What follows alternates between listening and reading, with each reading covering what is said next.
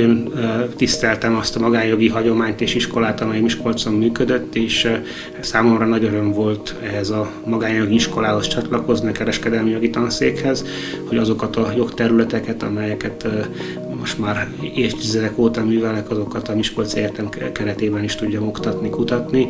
Itt alapvetően társasági jogról van szó, még polgári jog néhány egyéb részkérdéséről, fizetésképtelenségi jogról és kötelmi jog általános problémáiról.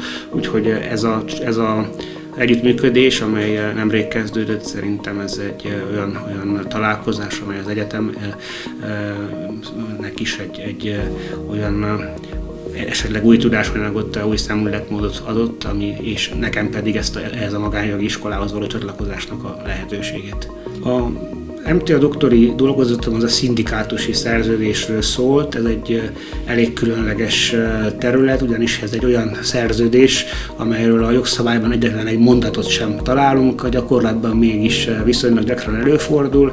Bizonyos társaságoknak a tagjai rendezik soraikat, ezen szerződés keretében olyan típusú együttműködéseket alakítanak ki, amely a társaságon belüli érdekeiket védi, hogyan szavaznak a társaságban, hogyan lehet bizonyos személycseréket végrehajtani a társaságban, még ennek a különféle aspektusait rendezik.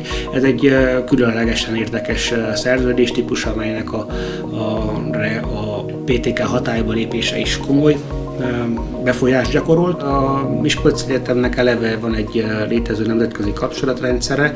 Itt a kihívás az, hogy ezt élettel töltsük meg, tehát a különféle megállapodások és együttműködési keretek azok mögött valós tartalom legyen. Az is cél, hogy például a Sapiens CRD Magyar Tudományegyetemnek a kolozsvári jogászképzésével a fennálló kapcsolatokat azt egyszerűen tartsuk fent, mert ezek a kapcsolatok azok elég erősek és eléggé folytonosak, tehát itt nem a tartalommal való feltöltés a kérdés, hanem tulajdonképpen az, hogy ezt a ritmust, ha megőrizzük, akkor ez egy nagyon tartalmas, komoly együttműködés.